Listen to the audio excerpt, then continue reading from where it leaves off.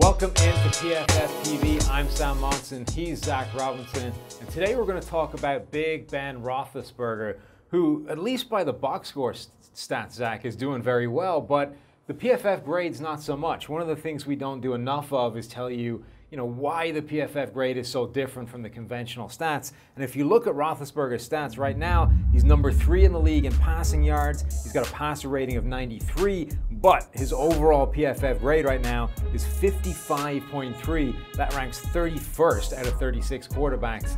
And you can see it in this game against Atlanta. Why is Roethlisberger not grading as well as those box score stats? Yeah, there's been a lot of forced throws. He's gotten away with a lot of plays. I think you look at some of the plays under pressure, trying to force the ball to Antonio Brown, and then just overall inaccuracies that we're going to give negative grades throughout the game. But you're not going to see all the time in the box score stats. So he's had a lot of negative plays that have led to kind of our grade being way different than the box score stats. You've seen some of those games where they get into 2-minute mode late in the game and he's chewing up yards. And so you look at the box score after the game and it says, he threw for a ton of yards, he has this many touchdowns, hardly any picks, and it's just not telling the right story. And some of the games you can see, it makes more sense. Some of the games, the stats aren't fantastic, but this Atlanta game this week, I think, is a fantastic example of why the PFF grade is sometimes different from those stats. If you look at this game, he was 19 for 29, 250 yards, 3 touchdowns, 1 interception for a passer rating of 112.7. That's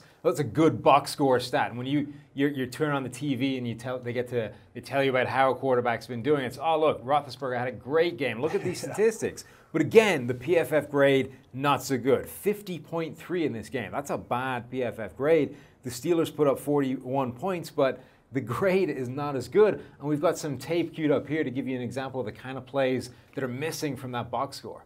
Yeah, definitely. This one right here is just a pure force. We've heard a lot of Antonio Brown, kind of complaining about him wanting the football, and this is Roethlisberger forcing the shot. We got Desmond Trufant ill-advised inside the 10, forces this throw. You can see Desmond Trufant has a way better shot at catching this football than Antonio Brown.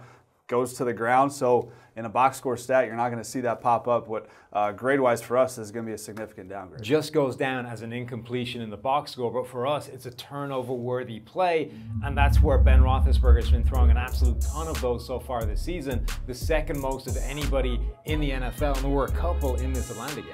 Yeah, no, you've seen him in that Atlanta game. They've been sprinkled throughout the season. You said the second most.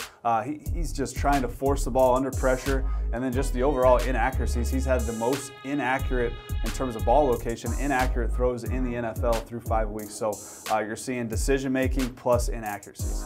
And here's another example, Zach, from that Atlanta game. This one actually happened earlier in the game, but it's the same kind of idea. This was an ill-advised pass attempt from Roethlisberger that could have been picked off, ultimately wasn't. Yeah, no, they're up 6-0 in this game, 3rd down and 10.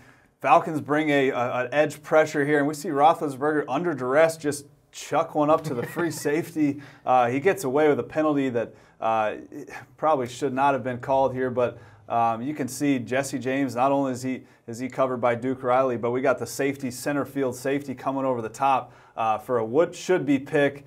Gets bailed out by the pass interference call plus the drop pick. So, yeah, just another shot of an ill-advised kind of under-pressure throw. Yeah, and a lot of his throws this season that have been under duress seem to have been those turnover-worthy plays, but as long as they're not recorded in the box score, they're not going to end up with those, they're not going to end up showing statistically, but those are the plays that show up in the PFF grading because we're treating them like they actually happened, which they did. Yeah, you should have to treat it every single play the exact same, and that's what we did there. And it's not just the Atlanta game where those plays have been happening. They've been happening all throughout his season. Those are really the two things that explain this Roethlisberger grade. We've got, one, an absolute ton of these turnover-worthy plays that haven't been showing up in box score stats.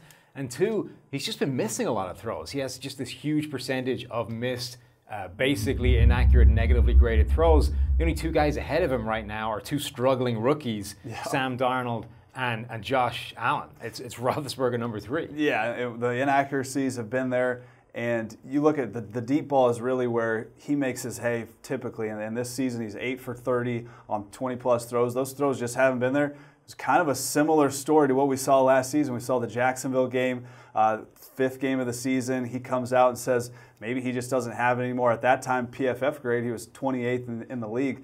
kind of a similar spot this season. And then we saw from week 6 to 17 where he was a 3rd overall graded quarterback. So a little similar, situation with last season and this season so far. So the bad news, Steelers fans, is that Roethlisberger is not playing as well as the box score stats would indicate. The PFF grade paints a different picture. The good news, as Zach said, though, is that he's done this before. He's been through these slumps in the past and come out the other side and started grading exceptionally well, match the box score stats with his grade. Let's see if he can do that again in 2018. That's going to do it for me and Zach. Make sure you hit the like and the subscribe button and check out all the rest of our YouTube content.